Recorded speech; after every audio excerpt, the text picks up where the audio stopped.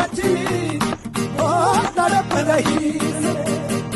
जब देखो गुलाबी लाल पीली अखियाँ, जब देखो गुलाबी लाल पीली अखियाँ, नहीं डरता भले ही